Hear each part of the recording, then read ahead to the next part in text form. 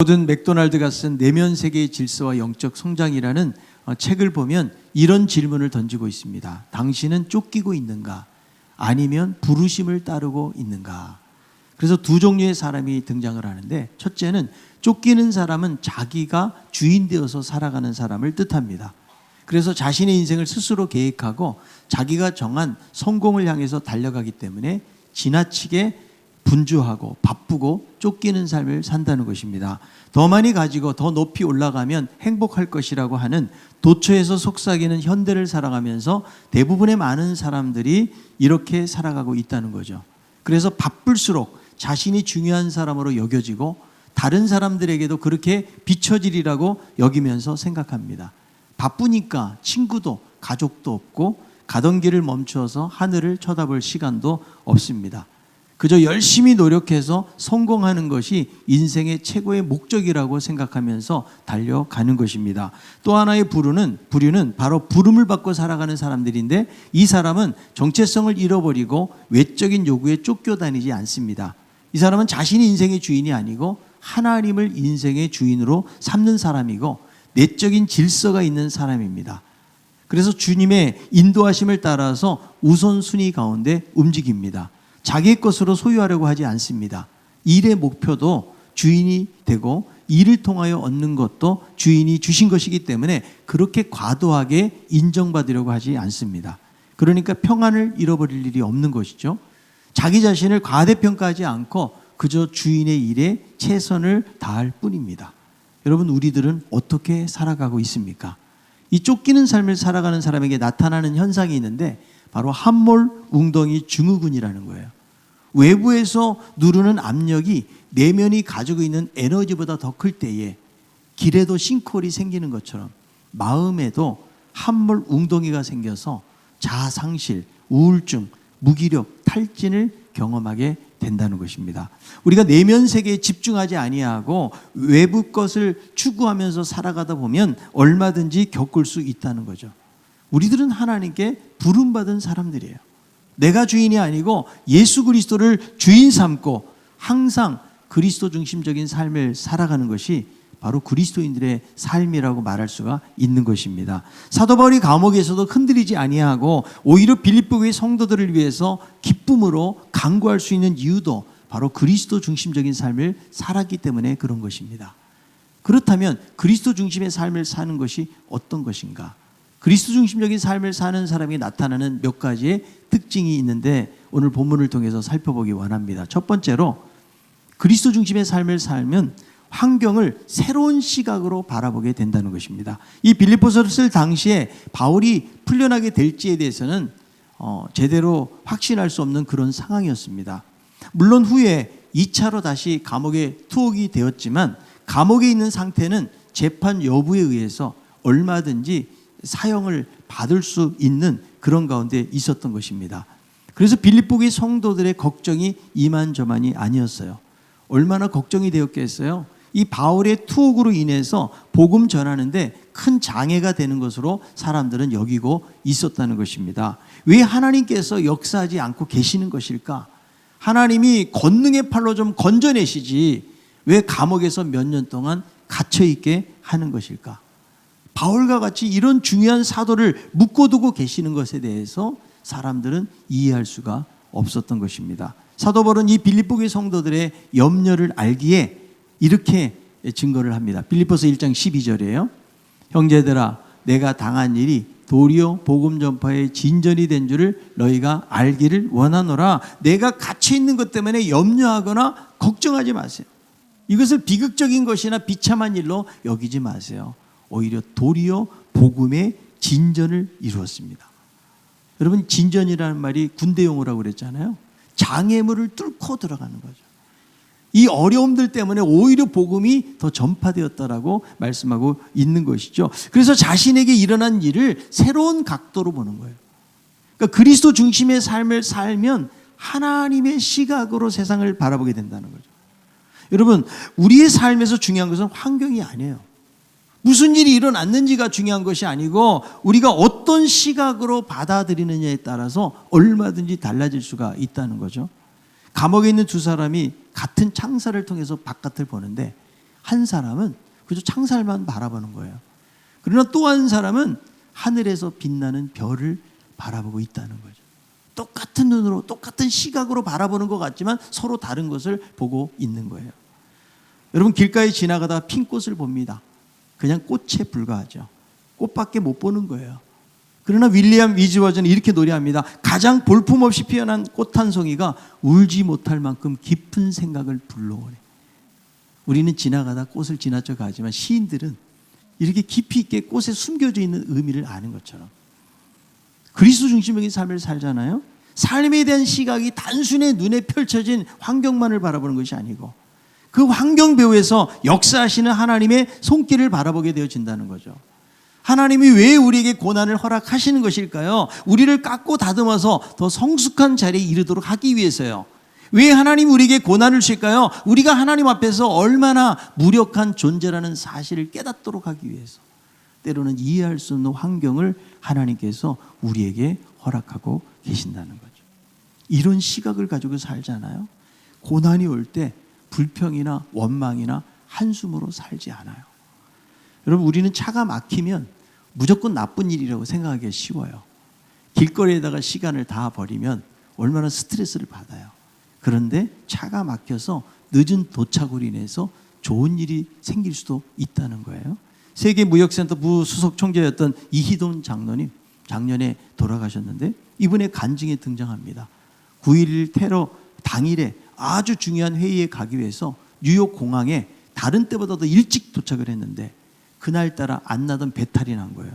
화장실 가서 시간을 지체했는데 그때 세계 중요 인사들이 모이는 아주 중요한 회의인데요. 그런데 배탈이 나서 화장실에서 20-30분을 지체하는 거예요. 하나님께 기도했대요. 하나님, 제가 기도로 이렇게 잘 준비를 했는데 지금 회의도 참석을 못하고 어떻게 된 겁니까? 하나님께 막 불평을 했다는 거예요. 그런데 그 지체된 것 때문에 바로 그 시간에 자신이 근무하는 84층이 폭파되는 9.11 테러 사건이 일어나게 되었고 그 사고를 피할 수가 있었다는 거예요. 그러니까 여러분 하나님은 합력해서 선을 이루신다는 거예요. 세상에서 일어난 일들이 모순이 되기도 하고 감당하기 어려울 때도 있습니다. 중요한 것은 내가 어떤 마음의 자세로 그것을 받아들이느냐에 달려 있다는 거죠. 자신도 자살을 기도했던 존스 홉킨스 대학의 정신의학 교수였던 제미슨이라는 사람은 목숨을 끊기로 결정하는 것은 대부분 자신이 겪은 일을 해석하는 방식과 관련이 있다는 거예요. 그래서 대부분의 사람들, 정신 건강이 좋은 사람들은 어떤 일을 겪어도 그것을 자살을 정당할 만큼 비참한 것으로 여기지 않는다는 거죠. 사람들은 상황이 나아질 것이라는 믿음을 갖는 한 우울증 견디고 인내해 갈 수가 있다는 거죠. 그래서 우리가 어떤 눈으로 세상을 바라보느냐가 너무나 중요한 거예요. 그리스도 중심의 삶을 살잖아요. 내 눈으로 내 시각으로 바라보는 게 아니에요. 우리는 과거, 현재, 미래, 뭐 당장 앞에 10분 후에 20분 후에 어떤 일이 일어날지도 모르고 살아가고 있기 때문에 우리의 시각은 얼마든지 왜곡된 시각으로 세상을 바라보기가 쉽다라는 거죠. 그런데 그리스도 중심의 삶을 살게 되어지면 하나님의 시각으로, 하나님의 주권적 시각으로 세상을 바라보는 거죠. 그런 사람들은 당장 나에게 힘들다고 원망하거나 불평하지 않아요. 하나님이 하실 일이 있겠지. 하나님이 나를 성장시키시고 나를 단련시키는 일을 통해서 하나님이 이루시겠지. 그리고 내가 얼마나 주님 앞에서 연약하고 무력한 존재인 것을 깨달으면서 하나님을 의지하게 된다는 거죠. 많은 사람들이 감옥에서의 삶을 복음의 태보를 가져왔다고 여겼거든요. 사도 바울도 그렇게 생각했다면 자신의 처지를 한탄했을 거예요. 하나님 지금 교회를 세우고 선교해야 될 일들이 너무나 많은데 왜 저는 여기에 있어야 됩니까? 이렇게 하나님 앞에 말하지 않아요. 그런데 일말의 의심도 없어요. 왜 그럴까요? 하나님을 절대적으로 신뢰하고 있기 때문에. 오히려 하나님의 선한 일들을 기대하면서 감옥에서도 자기 주어진 자리에서 최선을 다해서 복음을 전하고 있는 거죠. 사도 바울이 투옥되지 않았다면 시위대에 있는 군인들은 평생 복음을 들을 일이 없는 거예요. 오히려 바울이 감옥에 가는 바람에 그 로마 군병들이 복음을 들을 수 있는 놀라운 기회가 생겨나게 되었다는 거예요. 그래서 감옥에 갇힌 바울로 인해서 시위대와 그 밖에 많은 사람들에게 복음이 증거되어지고 바깥에 있는 형제들이 더 담대함을 얻어서 말씀이 증거되어지는 결과를 낳게 되었다는 것입니다. 그래서 그리스도 중심의 삶을 살아가면 하나님의 시각으로 세상을 바라보게 된다.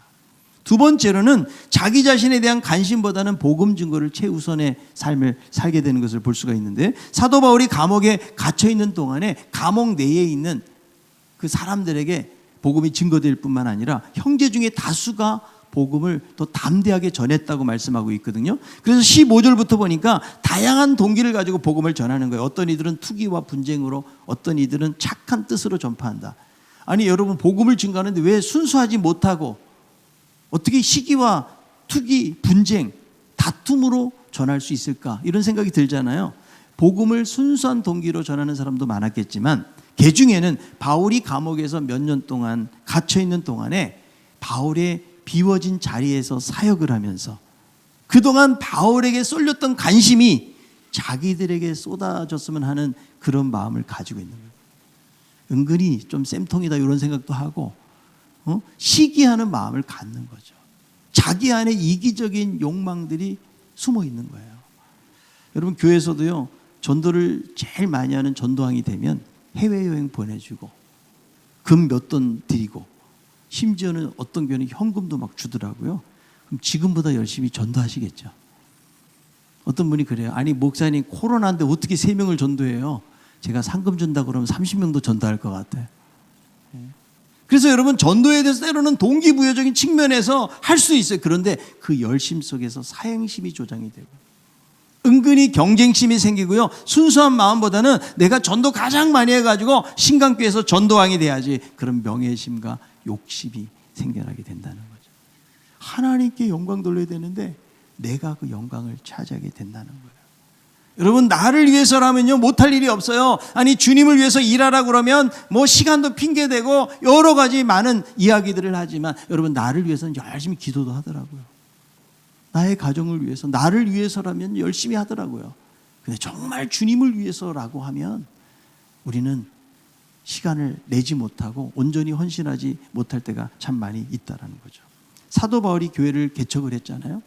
그러니까 이 사도로서의 권위가 있고 명성과 인기가 있는 거예요. 그러니까 늘 그런 자리를 탐내는 사람들이 있었던 거죠. 그런데 지금 바울이 매여가지고 감옥에서 나오지를 못하니까 어때요? 명성이 크게 손상되고 위축된 것으로 여기면서 그런 틈새를 파고 들어가서 다툼으로 그리스도를 전파하고 있다는 거죠.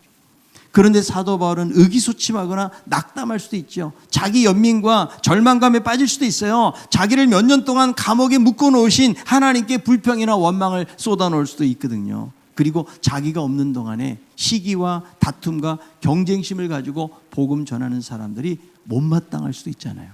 그런데 그리스도가 전파되는 것으로 그는 크게 기뻐하고 있다는 거죠. 자, 18절에 있는 말씀입니다. 그러면 무엇이냐? 거칠애로 하나 참으로 하나 무슨 방도로 하든지 전파되는 것은 그리스도니 이로써 나는 기뻐하고 또한 기뻐하리라. 그러니까 자기가 처한 어떤 환경보다는 지금 복음 전파에 대한 관심으로 가득 차 있다는 거예요. 이게 여러분 그리스도 중심의 삶이라는 거죠. 여러분, 제가 목회하는 이 신강교회가 부흥이 안 되는데 옆에 있는 이웃교회가 잘 되면 제가 배가 아플까요? 아니면 기분이 좋을까요? 여러분 수준으로 알아서 판단하시기 바랍니다. 사람의 마음이라는 것이 그래요. 다른 사람이 잘 되잖아요. 은근히 질투하고 시기하는 마음이 생기는 거죠. 그런데 그리스도 중심의 삶을 산다는 것은 복음 전파가 최우선이에요. 내가 잘 되고 안 되고의 문제가 먼저가 아니라는 거예요. 누구를 통해서든지 어떤 교회를 통해서든지 하나님의 복음이 증거되어지는 거, 이것이 기쁨이어야 된다는 거죠. 그래서 여러분, 우리들은 우리 교회만을 위해서 기도하는 것이 아니고 이 지역교회를 위해서도 기도해야 돼요. 여러분들이 걸어서 교회 오고 혹은 차를 타고 교회 올 때 다른 교회들 지나면 하나님 저 교회도 잘 되게 하여 주시옵소서. 이게 수준이에요. 이게 우리 교회만 잘 되는 것이 아니고 다른 교회도 잘 돼서 하나님의 나라가 임하는 거죠. 한국교회 전체가 잘 돼야지 우리 교회는 잘 되고 한국교회가 안 되면 여러분 그것으로 기뻐할 수는 없는 것이죠. 여러분, 세례 요한의 제자들이 세례 요한에게 와서 이렇게 말합니다. 선생님, 지금 큰일 났어요. 사람들이 예수가 있는 곳으로 세례를 받으려고 몰려갑니다. 그전에는 많은 사람들이 요단강에 와서 세례 요한을 통해서 세례를 받았잖아요. 예? 그런데 이제 예수가 직접 세례를 주지는 않았어요. 성경에 보면 제자들이 세례를 주는데 여기 왔던 사람들이 저쪽으로 다 몰려가는 거예요. 그러니까 이 제자들은 얼마나 위기의식을 그들이 느꼈겠어요. 그때 세례 요한이 이렇게 말합니다. 요한복음 3장 30절이에요. 그는 흥하여야 하겠고 나는 쇠하여야 하리라 아니라. 이게 그리스도 중심의 삶이에요. 초대교회의 성령의 권능을 받은 사도들, 아무도 복음을 전하지 못하도록 그들을 매를 때리고 감옥에 집어넣고 금지시켜도요, 그 입을 막을 수가 없어요. 이들이 성령 충만해졌다는 것은 어떤 삶을 살고 있는 그리스도 중심의 삶을 살아가고 있는 거예요. 그래서 복음을 전하는데요. 사도행전 5장 40절부터 41절이에요. 그들이 옳게 여겨 사도들을 불러들여 채찍질하며 예수의 이름으로 말하는 것을 금하고 놓으니 사도들은 그 이름을 위하여 능력받는 일에 합당한 자로 여기심을 기뻐하면서 공회 앞을 떠나니라. 그러니까 채찍질을 당하고 감옥에 들어가고, 그런데 여전히 자기의 처지에 대한 관심보다는 내가 복음을 전해서 능력받은 일이 바로 하나님의 제자로서 증명되고 쓰임받는 일이라는 사실 때문에 오히려 기뻐하면서 그들은 떠나갔다고 말씀하고 있다는 거죠. 사도 바울의 관심은 복음이 전파되어진다면 자기의 입지가 줄어들고 명예가 훼손되고 시기를 당하여도 상관이 없다는 거예요. 어떤 동기와 방도가 되었든지 간에 그리스도가 전파된다면 나는 기뻐하고 기뻐하리라. 오직 예수 그리스도의 이름이 높아지고 복음 전파에 큰 관심이 있었기 때문에 쉽사리 말려들기 쉬운 시기와 분쟁의 문제로부터 자유로울 수가 있었던 것입니다. 그리스도 중심의 삶을 사는 것은 자기 처지보다는 복음이 증거되기를 바라는 그런 마음을 갖는다는 거예요. 마지막 세 번째로 그리스도 중심의 삶을 산다는 것은 오직 그리스도가 존귀 여기기만을 바라는 삶을 살아가게 되는 것입니다. 사도 바울이 감옥에 갇혀 있으면서 앞으로 어떤 판결을 받게 될지는 아무도 알지 못해요. 로마 감옥에 2년 정도 수감이 되어 있었는데 어느 날 석방될 수도 있지만 사형 언도를 받을지 모르는 가능성이 있었기 때문에 불안한 상황들이 계속되고 있는 거예요. 그래서 오늘 본문을 보면 자신의 삶을 죽음과 연관해서 생각을 많이 합니다. 이런 말들이 나와요. 내가 살든지 죽든지 죽는 것도 유익함이라. 차라리 세상을 떠나서 그리스도와 함께 있는 그것이 훨씬 좋은 일이라. 그런데 자신이 죽음의 길로 가는 사실에 대해서는 별로 두려움이 없다는 거죠. 자, 빌립보서 1장 20절입니다. 나의 간절한 기대와 소망을 따라 아무 일에든지 부끄러워하지 아니하고 지금도 전과 같이 온전히 담대하여 살든지 죽든지 내 몸에서 그리스도가 존귀하게 되게 하려 하나니. 지금 여러분 바울은요 재판에 대한 소망을 가지고 있는 거예요. 그 간절한 기대라는 말이요, 앞을 보기 위해서 목을 빼고 있는 모습을, 그 간절한 기대라는 단어의 뜻이 바로 그거예요. 그만큼 어때요? 재판 결과에 대해서 사모하고 있는 거예요. 여러분들이 설교를 들을 때 사모하는 사람 목이 빠져 있어요. 그게 뭐냐? 간절한 기대죠. 그런데 자기의 죽고 살고는 별로 관심이 없어요. 내가 사느냐의 문제가 아니고 지금 바울이 생각하고 있는 것은 무엇입니까? 아무리 내가 부끄러움 없이 복음을 담대하게 변론할 수 있는 자리에 가는 것, 그것이 최고의 관심 있는 것을 알 수가 있는 거죠. 그러니까 나는 지금 살든지 죽든지 이것이 중요한 것이 아니고 오직 그리스도만이 존귀 여김을 받게 되리라는 그런 고백을 하고 있는 거예요. 그러니까 여러분 얼마나 복음을 위해서 살고 얼마나 주님만 사랑하는지를 알 수가 있는데, 그리스도 중심의 삶을 살면 오직 그리스도를 높이는 데만 초점이 가 있다는 거죠. 그리스도가 자신의 전부예요. 자기는 없는 거예요. 왜 그럴까요? 내게 사는 것이 그리스도이기 때문에. 자, 빌립보서 1장 21절이에요. 이는 내게 사는 것이 그리스도니 죽는 것도 유익합니다. 여기 보면 여러분 현재 시대를 사용하고 있어요. 내게 사는 것이 누구라고요? 주님이 살고 계신다. 여러분 안에 주님이 계신 것을 믿습니까? 한번 인사해 보세요. 주님 안녕하세요 하고 인사해 보세요. 내 안에 주님이 지금 살고 계신다는 현재 시제. 그냥 항상 이것을 인식하며 살았어요. 그래서 갈라디아서 2장 20절에 이런 고백을 하죠. 내가 그리스도와 함께 십자가에 못 박혔나니 그런즉 이제는 내가 사는 것이 아니요 오직 내 안에 그리스도께서 사시는 것이라. 이제 내가 육체 가운데 사는 것은 나를 사랑하사 나를 위하여 자기 자신을 버리신 하나님의 아들을 믿는 믿음 안에서 사는 것이라. 아멘. 그래서 내 안에 주님이 계시다는 말은 다른 말로 이야기하면 내가 죽었다는 말이에요. 예수 그리스도의 사람들은 정과 욕심을 그 십자가와 함께 이미 못 박은 거예요. 죽어버린 거예요. 우리 옛사람은 죽어버린 거죠. 로마서 6장 6절입니다. 우리가 알거니와 우리의 옛사람이 예수와 함께 십자가에 못 박힌 것은 죄의 몸이 죽어 다시는 우리가 죄에게 종노릇하지 아니하려 함이니, 죄의 몸이 죽었고요, 죄에게 종노릇하지 않는 상태가 된 거죠.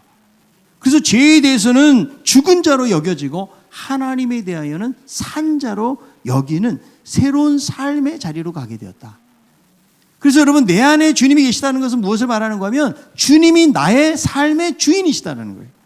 옛사람은 죽었고 이제는 새 사람으로 살아가는데 주님께서 주인으로 우리 가운데 계신다. 그래서 여러분, 주님이 주인 되셔서 우리의 삶 속에 계시잖아요. 죽는 것이 두렵지가 않아요. 그런데 내가 내 삶의 주인이 되고 죄의 종노릇하잖아요.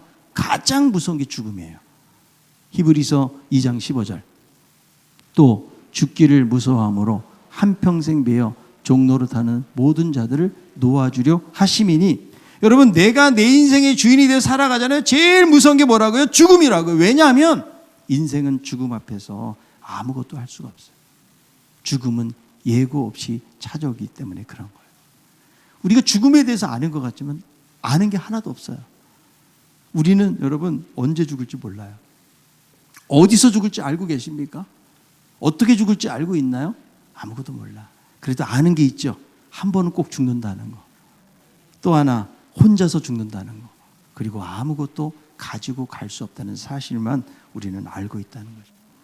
그래서 죽음을 앞두고 있는 사람들이 더 안정되고 건강하게 살기 위한 여러 가지 대비책을 세우는 거죠. 젊었을 때 열심히 살면서 저축도 하고 건강보험도 들고 생명보험도 들고 그러죠. 그런데 아무리 철저한 준비를 한다 할지라도 이 세상에서 살아가는 동안만 유효한 거예요. 죽음과는 전혀 상관이 없는 거라고요. 왜? 언제 죽을지 모르기 때문에 그저 이 땅을 살아가면서 어려움을 피하기 위해서 대비하는 거죠. 여러분, 내가 죽으면 그 돈 가져갈 수가 없어요. 다른 사람이 받는 거죠. 인생으로 태어난 이상 죽음의 문제는 해결할 수가 없는 거예요. 그런데 그리스도가 주인 되는 삶을 살잖아요. 그러면 내가 사는 것이 그리스도니 죽는 것도 유익함이라. 죽음의 두려움을 느끼지 않는다는 거 왜 그럴까요? 죽음이 끝이 아니고 새로운 시작인 것을 알기 때문에 그런 것이죠. 죽음 이후에 영원한 하나님의 나라가 있다는 것을 알기 때문에 죽음의 두려움이 없다는 거죠. 여러분, 누구나 죽음을 두려워하는데 만약 이 세상에서 있으면서 죽지 않는다면 어떻게 될까요? 사람이 안 죽는다면 얼마나 좀 생산적이고 발전적인 삶이 될까? 요즘은 과학자들이 연구를 많이 해가지고 우리가 과거보다는 이제 좀 오래 살잖아요. 그죠? 그런데 여러분, 돈도 열심히 저축하고 모아야 되는, 요즘 은퇴가 하도 빨라가지고 기껏 모아봐야 30년, 40년 모으는 거예요. 근데 한 100년쯤 살고 200년쯤 살아보세요. 그러면 얼마나 저축을 많이 하겠어요? 그렇지 않아요, 여러분? 공부도 여러분 수백 년 공부하면 정말 대학자가 될 것 같고 전문 기술도 그렇게 연구를 하면은 대단한 기술을 보유하게 될 것 같아요. 조나단 스위프트의 걸리버 여행기에 보니까 죽지 않는 불사의 나라에 가게 됩니다. 그런데 한마디로 표현하면 지옥을 경험을 해요. 사람들이 죽지 않지만 늙어가는 노인들, 얼마나 그들이 혐오스러운 존재로 변해가는지 몰라요. 자연의 섭리에 대한 기쁨도 즐거움도 사라지고 닥치는 대로 먹고 마시지만 식욕도 미각도 잃어버리고 사람의 얼굴도 금방 잊어버리기 일쑤죠. 그리고 온갖 질병에 시달리면서 죽지 않는 그야말로 끔찍하다. 그래서 죽는 것이 좋은 것이다. 아멘을 아무도 안 하지만 죽는 것이 좋은 것이다. 제가 신방 가서 어르신들에게 가끔 이런 말 할 때가 있어요. 아주 연로하신 분들에게 그래도 100살은 넘기셔야죠. 그러면 목사님 그런 말 하지 마세요. 저 빨리 가고 싶어요. 이런 말씀 하시거든요. 여러분, 예수 그리스도를 믿으면 죽지 않는 것이 아니고 이 땅에서는 죽지만 그러나 하나님의 나라에서 또 다른 차원의 삶을 살게 되어지는 거예요. 그냥 여러분 이 땅에서 살던 것의 연속이라면 전 별로 천국 가고 싶지 않아요. 그때는 우리가 상상할 수 없는 그 영광스러운 하나님 나라가 펼쳐지기 때문에 우리가 그것을 소망하면서 살아가고 있다는 거죠. 그래서 그리스도가 주인 되시고 내 안에 주님이 계시면 내가 죽는 것도 유익함이라. 그래서 23절에 보니까 이 세상을 떠나서 그리스도와 함께 있는 것이 훨씬 좋은 일이라. 주님께 가는 것이 훨씬 좋은 일이라. 사도 바울은 재판을 통해서 빨리 석방되기를 원하고 있어요. 그러나 이대로 죽는다고 해도 두려움을 주거나 나를 절망케 하는 것이 아니라는 거죠. 주님이 내 안에 계시기 때문에 죽는 것조차도 유익이 된다. 여러분, 죽는 것도 우리들에게 유익입니까? 아멘을 할 것인가 말 것인가, 그것이 문제로다. 여러분, 우리는 천국을 소망하고 있나요? 정말 영원한 천국에 대해서 우리에게 사모하는 마음이 있습니까? 뭐 나이가 들고 몸이 많이 아플 때 천국을 이야기하면 예민해지는 분들이 계세요. 야, 나보고 빨리 가라는구나, 죽으라고 하는구나. 여러분, 우리는 늘 천국 기다린다고 그러잖아요. 천국을 소망한다고 그러잖아요. 그리고 주님 만나고 싶다고 날마다 고백하는데 막상 죽음의 자리에 갔을 때는 확신하지 못하고 불안해하고 두려워하지는 않습니까? 천국은 환상이나 가상적인 곳이 아닙니다. 실제하는 거예요. 이분 알렉산더 박사라고 세계적인 뇌의학자, 신경외과 전문의인데요. 하버드 메디컬 스쿨에서 15년 동안 일하고 아주 세계적인 그런 연구 업적을 남긴 사람이에요. 그러니까 인간의 뇌의 작용, 그런 의식, 이런 부분들에 대해서는 전문가라고 말할 수가 있는 거죠. 근데 이 사람이 2009년도에 갑작스러운 뇌 손상을 입게 돼가지고 중요한 부분이 완전히 멈추고 뇌사 상태로 들어간 거예요.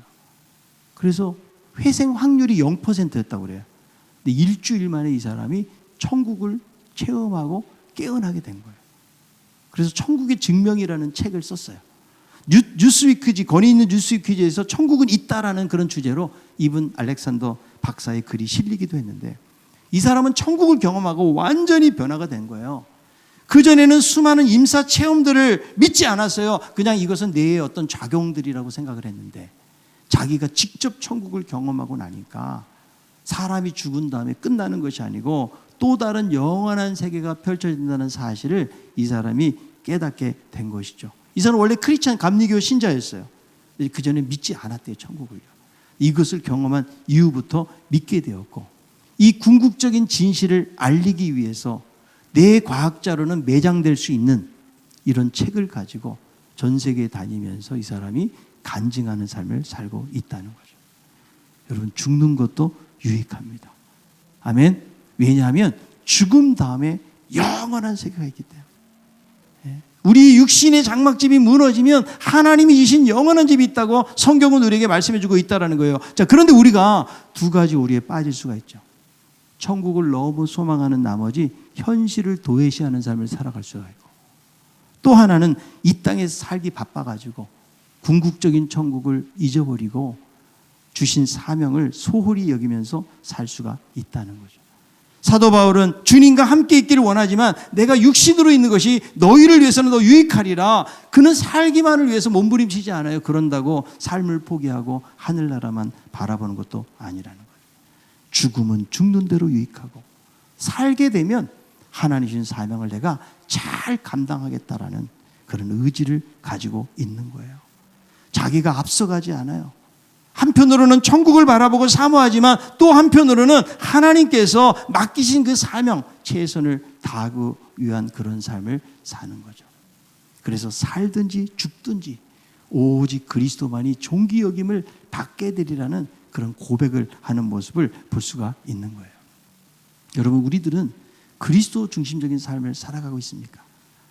내가 신앙생활하고 교회를 오래 다녔다고 해서 그리스도 중심의 삶을 우리는 살지 않을 수 있다는 거죠. 주님이 우리 안에 살아계시면 우리는 죽음도 이길 수 있는 거예요. 아멘. 어떤 환경이 온다고 할지라도 그 환경을 우리의 눈으로 인간적인 시각으로만 바라보는 것이 아니고 하나님의 주권적인 시각 속에서 새로운 해석할 수 있는 능력이 우리에게 부여되어지기 때문에 아무리 감옥과 같은 환경에 있다고 할지라도 기뻐하고 감사하는 삶을 살아갈 수가 있다는 거예요. 여러분, 살기가 너무 힘들고 어렵죠? 이럴수록 우리는 그리스도를 바라봐야 돼요. 주님은 우리를 절대로 버리지 아니하고 우리를 끝까지 책임지시겠다고 주님께서 말씀하고 계십니다. 내 안에 계신 그리스도, 그건 성실하게 우리 안에서 착한 일을 시작하신 이가 그 마지막 날까지 우리를 인도해 주실 줄로 믿습니다. 그 주님을 바라보고 소망을 거기다 두고 그리스도 중심의 삶을 살게 되시면 내가 죽든지 살든지 이것이 중요한 것이 아니고 오직 내 몸에서 그리스도가 존귀 여김을 받게 되리라. 이런 놀라운 신앙의 고백으로 살게 되는 것입니다. 내 안에 사느니 오직 그리스도니. 이 고백을 가지고 이 험한 세상 믿음으로 살아갈 수 있는 저와 우리 모든 성도들이 다 될 수 있기를 바랍니다.